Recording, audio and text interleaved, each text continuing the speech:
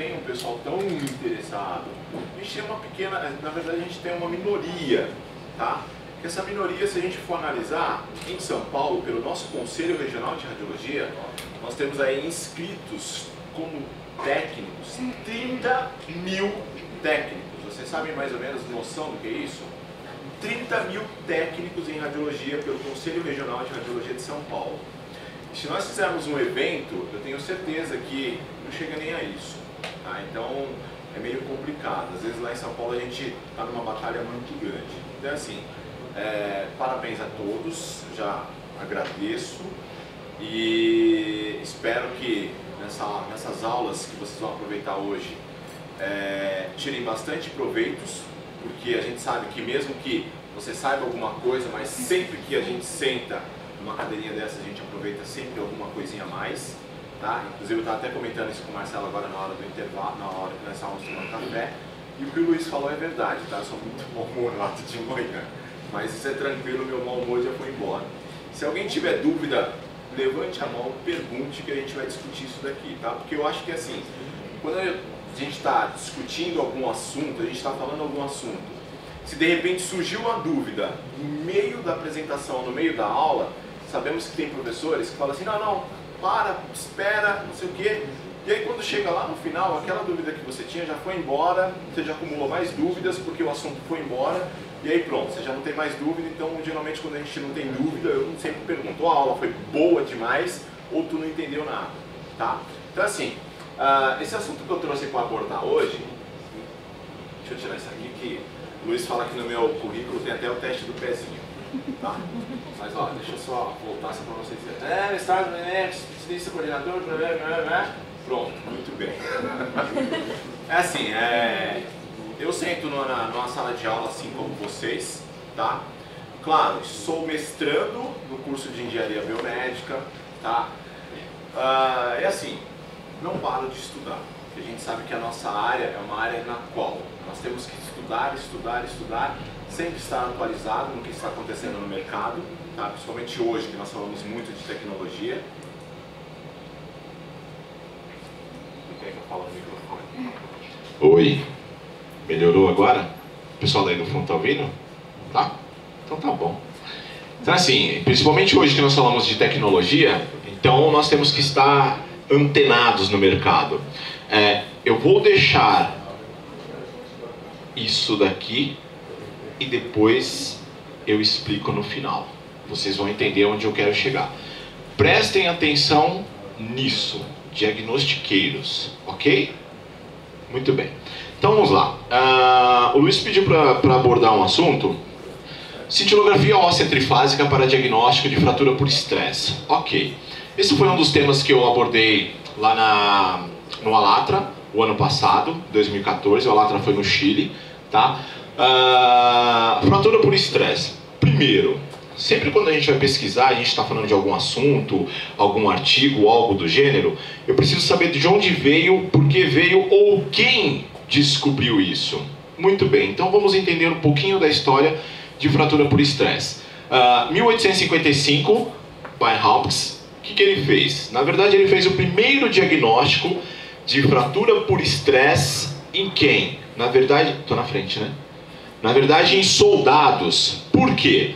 Porque, na verdade, os soldados, eles marchavam léguas e léguas e léguas e léguas com aqueles coturnos pesados, entravam em lugares em lamaçal, aquele coturno ainda se tornava mais pesado e eles não podiam parar de marchar. Muito bem.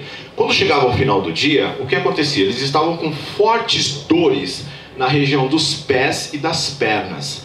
Então, o Bainhaupt, o que ele fez? Opa, peraí, todos reclamam da dor na mesma região.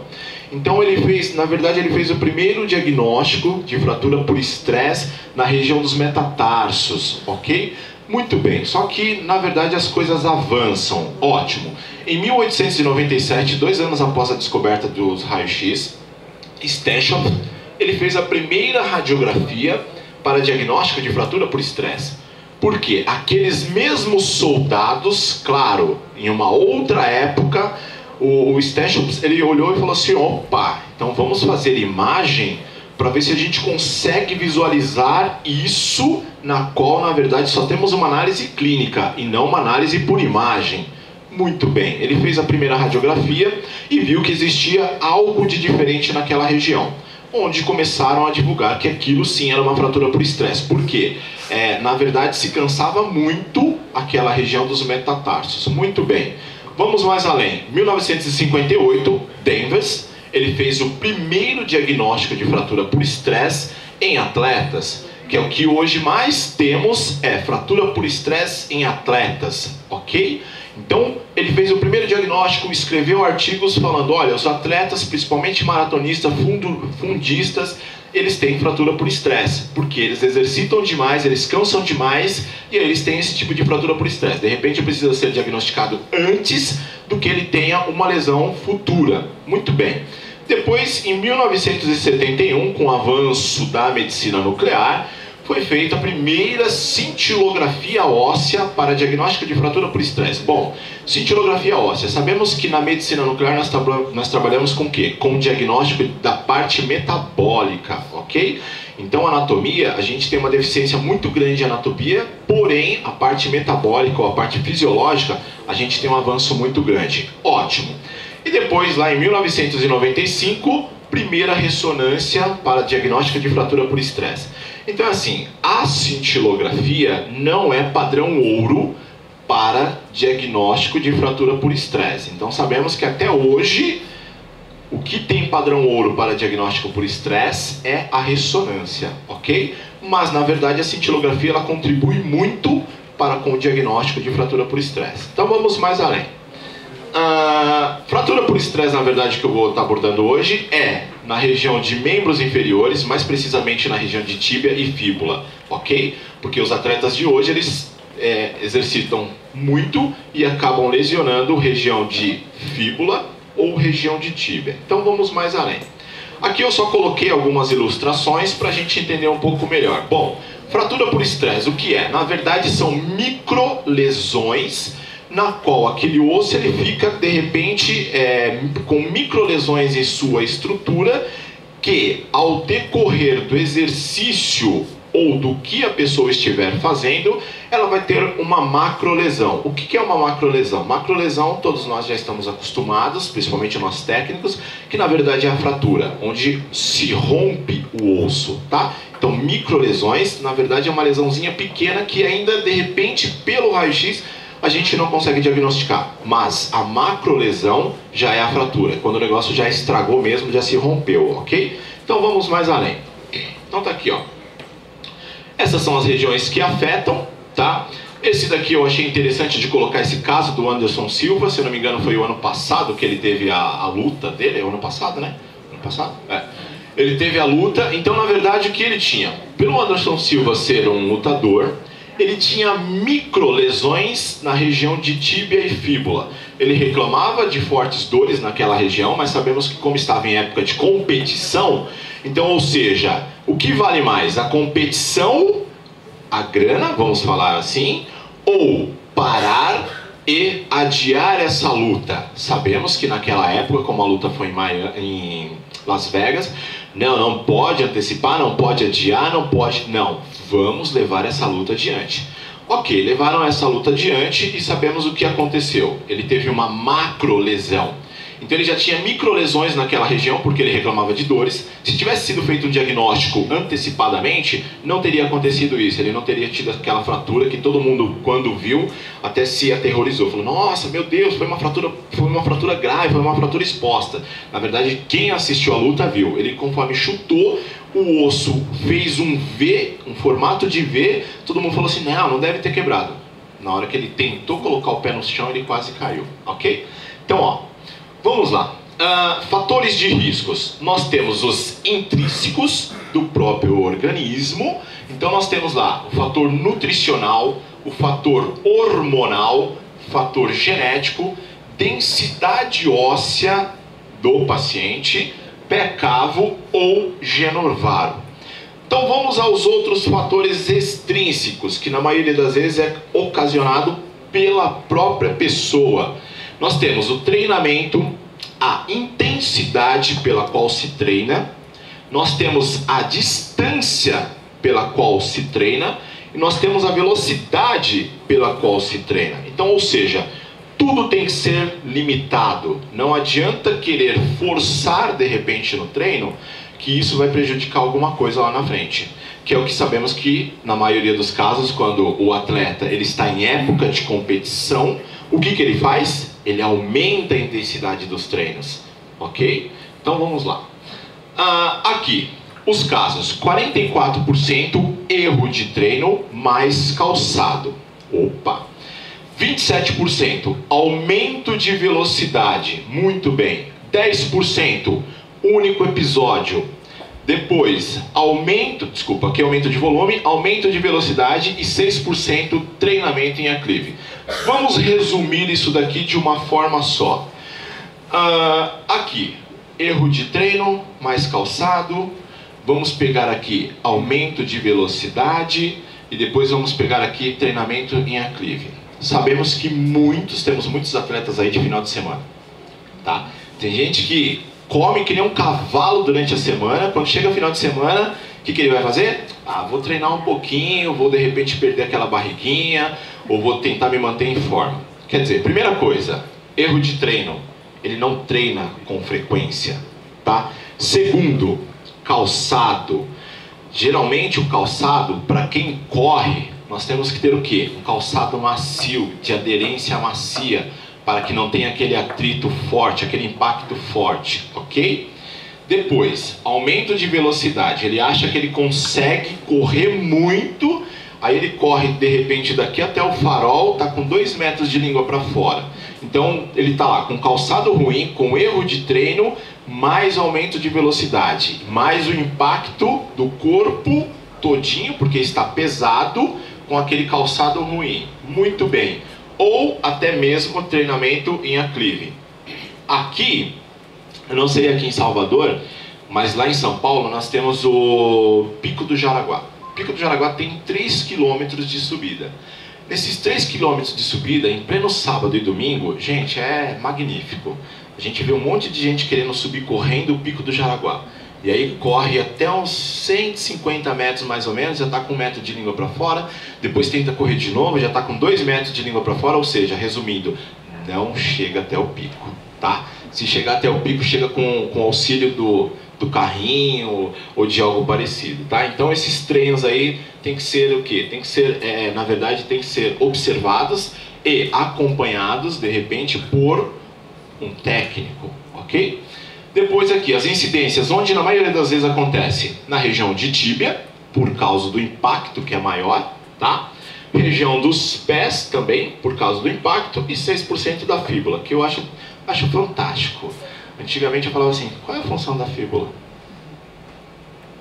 Professor, pessoal, qual é a função da fíbula? Alguém sabe?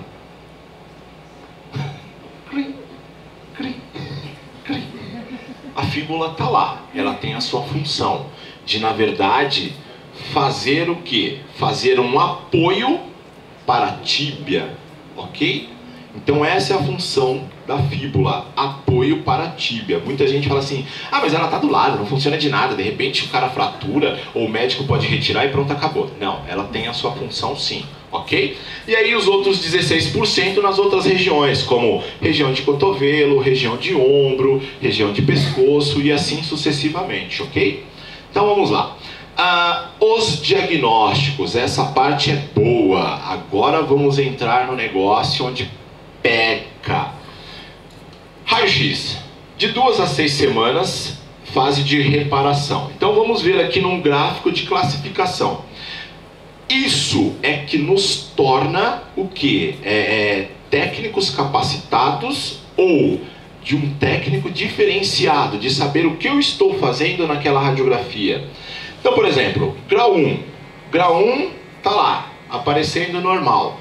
Mas aí é onde se torna a grande importância de saber os valores que são empregados de KV e valores de MAS. Porque todo mundo acha que, eu vou meter tanto de KV e tanto de MAS. Beleza, a radiografia, sim, ela vai sair. Só que nós temos outros fatores por trás disso, que é onde eu digo que nos torna diferenciados de muita parte de grandes técnicos que nós vemos por aí, que é o quê? Opa, por que eu estou empregando esse valor de KVMS? O que eu quero ver nessa imagem? Isso é bom para o paciente? Depois eu tenho que pensar no fator o quê? Exposição. Então eu tenho que pensar de um monte de coisa por trás disso, tá? Então, ok. Bom, fiz lá minha radiografia, empreguei um valor de KVMS excelente, porém, para esse quadro aqui de fratura de estresse, na minha radiografia aparecia normal. Muito bem. Grau 2. Bom, grau 2, empreguei um valor de KVMS, mas o paciente continua reclamando de fortes dores na região. Ele foi lá, fiz a radiografia, putz, mas está dando normal. Muito bem, fiz a minha parte. De repente chegou lá na frente, grau 3. Fiz aquela radiografia, capa de livro, tá? A radiografia ficou excelente. Aí o médico, ele pega, chega lá e fala assim, opa, tem algo diferente aqui, ó. Tem uma pequena linha discreta nessa estrutura óssea. Existe algo ali, tem alguma coisa estranha ali, ok? E aí quando chega lá no grau 4, que é a macrolesão, é a fratura, bom, isso daí já não precisa nem falar que nós já sabemos. Então é o rompimento total do osso, ok?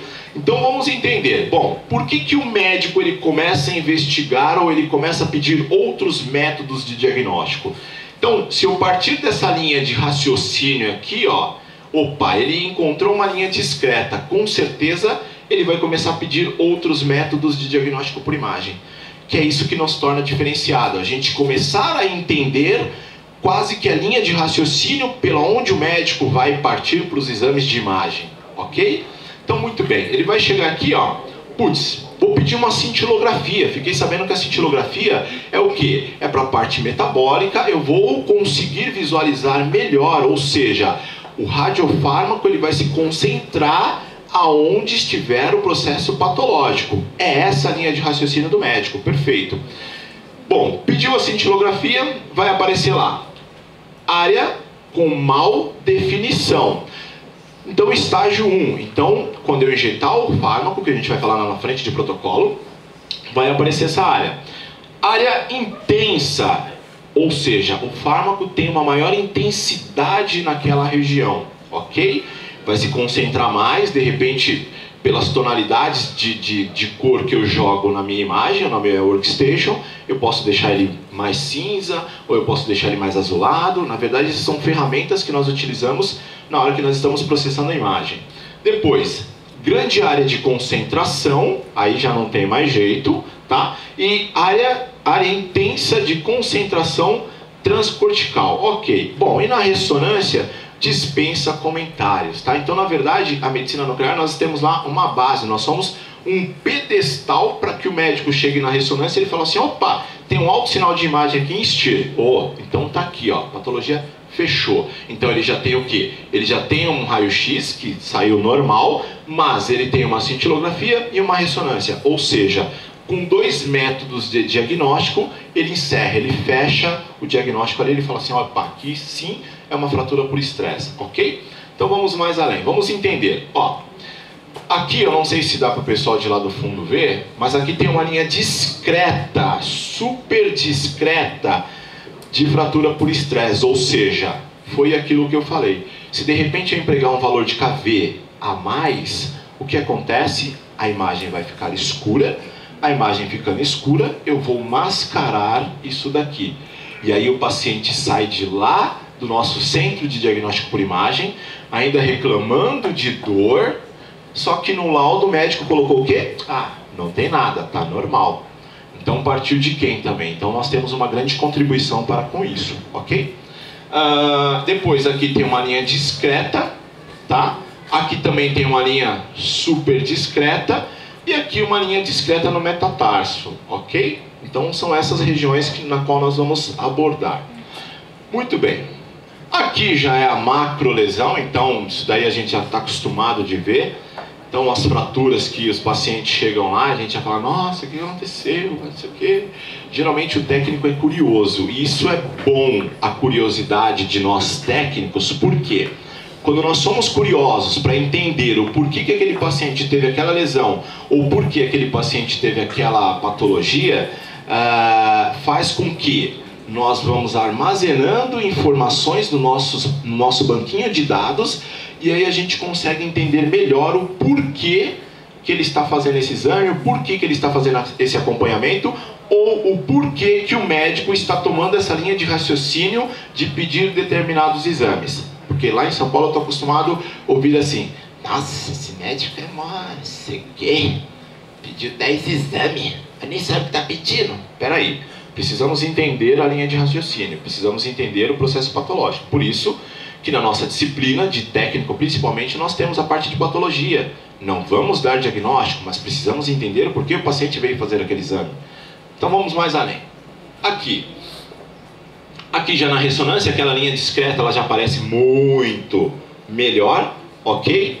Aqui na ressonância já aparece muito melhor. Então, ou seja, padrão ouro é ressonância. Só que nós sabemos que ressonância, de repente, agendar um exame, principalmente pelo SUS, demora muito. Aí quando você chegar, o cara já teve a fratura, agora já era. Então vamos só melhorar isso daí, coloca pino, coloca prótese, coloca qualquer coisa, só que isso demora muito, tá? Na cintilografia não, cintilografia, pelo exame ser financeiramente mais barato, a agenda geralmente é de 15 em 15 dias e a gente vai lá e faz o exame do paciente, tá? Então, ó, vamos lá. Aqui são os aparelhos de medicina nuclear, para de repente quem não teve acesso ao conhecimento ou não teve na disciplina.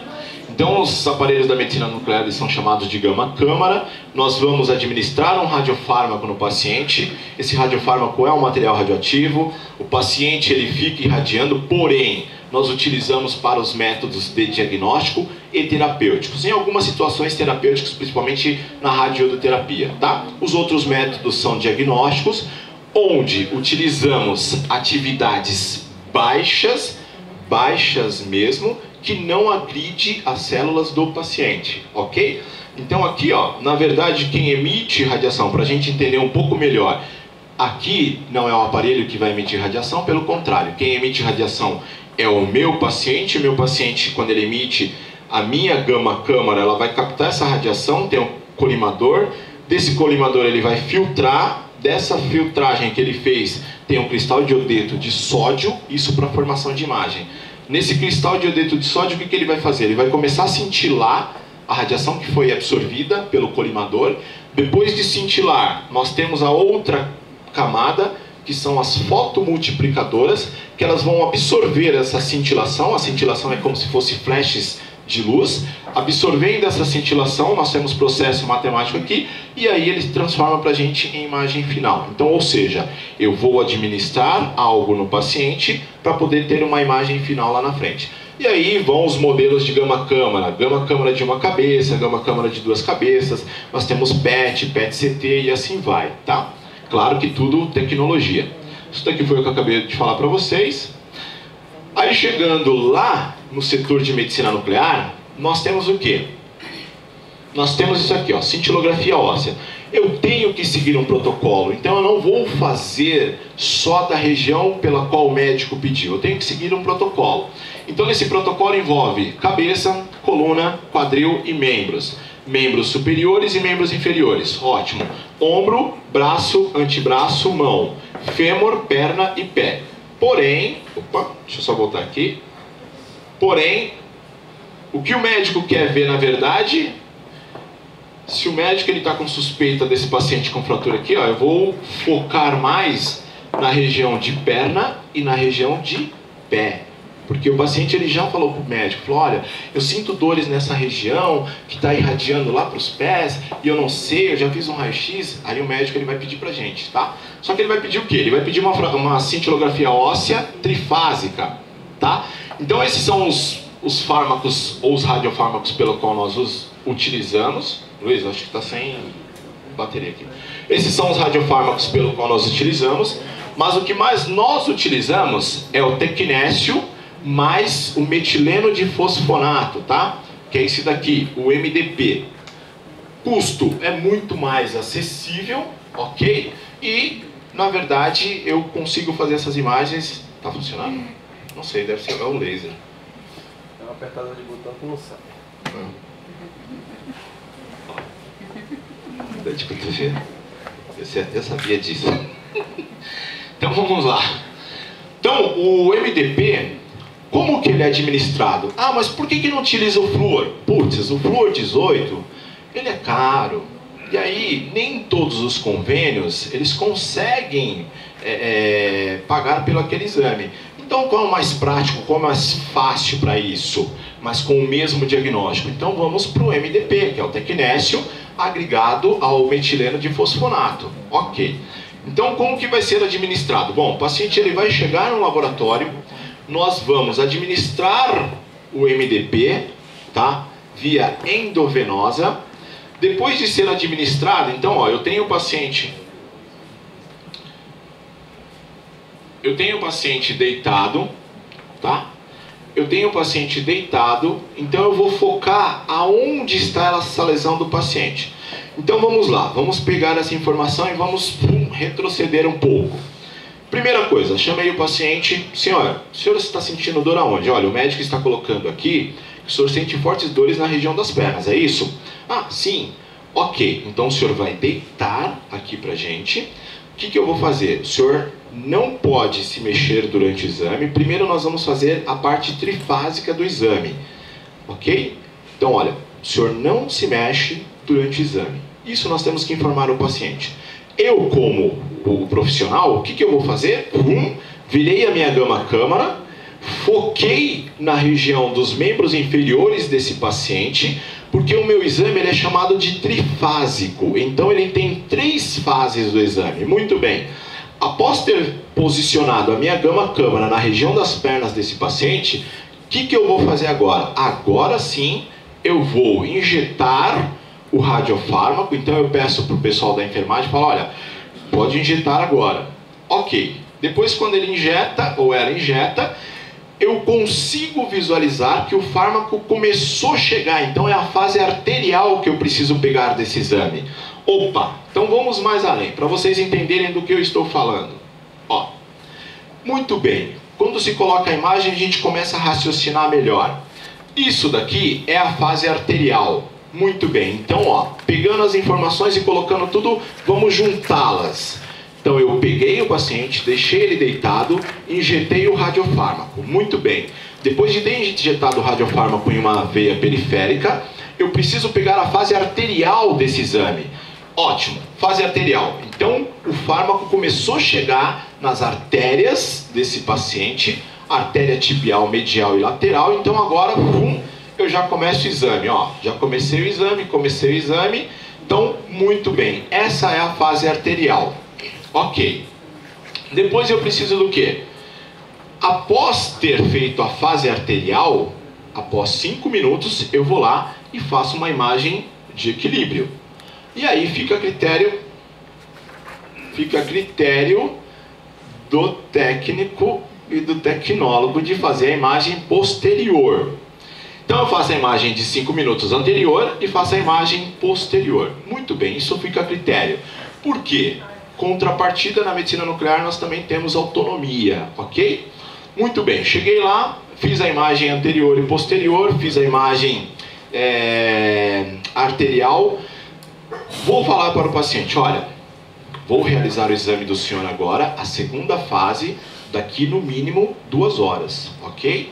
Então nesse período pelo qual o senhor vai ficar aguardando, não necessariamente precisa ficar aguardando aqui no laboratório. O senhor pode sair, se alimentar. A medicação que foi administrada não tem reação alérgica alguma, então pode ficar despreocupado. Quando o senhor retornar, nós só vamos fazer uma varredura de corpo inteiro. Então eu tenho que explicar isso para o paciente. Ok, o paciente retornou para o laboratório.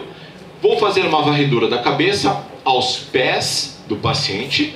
Feita a varredura anterior, depois eu faço a posterior, tá? Então aqui a posterior. Isso daqui na verdade foi só extravasamento do radiofármaco, tá? Então o radiofármaco ele extravasou em um determinado ponto na hora que foi administrado. E aí depois, ok, eu faço o quê? Faço a imagem tardia, ok? Então eu fiz a fase arterial, fiz a imagem de equilíbrio. O paciente saiu, aguardou 2 horas, retornou ao laboratório, eu faço a varredura de corpo inteiro e depois eu faço a imagem, aqui ó, tardia dos membros inferiores, da região pela qual ele estava reclamando, certo? Então esse é o exame pelo qual nós precisamos. Para quê? Para diagnosticar, na verdade, a fratura por estresse. Então, ó, de novo, uma fase arterial aqui, ó. Isso daqui, na verdade, é só o software que nos permite a alteração de tonalidades, de cores, ok? Isso daqui, geralmente, nós temos médico, eu gosto de dar o diagnóstico azulzinho, eu gosto de amarelinho, eu gosto de vermelhinho. Então, ou seja, a gente só vai acompanhando o que o médico pede, tá? Então, isso daqui, ó, foi só alteração. Mas nós temos a fase arterial aqui. Aqui, o paciente com retardo de fase arterial. Pela fase arterial, eu já consigo visualizar, nesse caso, que esse paciente ele tem uma lesão aqui, ó, na região da tíbia, certo?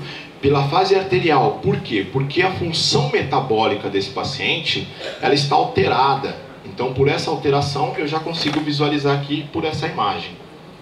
Ó, aqui uma outra sequência, tá? Fase arterial, fase tardia, varredura de corpo inteiro, e depois a fase pela qual eu mando esse paciente embora, certo? Então eu tenho uma sequência. Quando eu falo de exame trifásico, eu faço arterial, o radiofármaco chegando nas artérias desse paciente.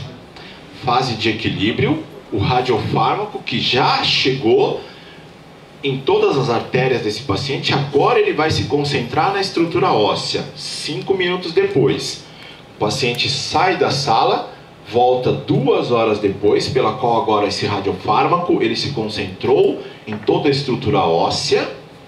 Faço a varredura de corpo inteiro, porque eu tenho que seguir um protocolo, e depois eu repito a fase pela qual eu fiz a de equilíbrio, ok? Então essas são as fases onde a gente... Dá enter para mim, por favor. Essas são as fases pela qual a gente faz o exame, tá? Ó, ali está mais outra paciente, então eu já consigo visualizar por essa imagem que existe uma lesão nessa região. Então, para nós técnicos e nós tecnólogos, a medicina nuclear ela se torna fácil também, porque se eu entender a parte da fisiologia, fica muito fácil de ver na imagem. Opa, tem uma alteração fisiológica nessa região. Se existir alteração fisiológica na região, o meu radiofármaco ele vai apontar, ele vai falar assim, olha, o que você está investigando está aqui, ó. Então fica muito fácil, tá? Dá enter, por favor. Ó, pode dar outro enter. Ali eu já consigo visualizar melhor.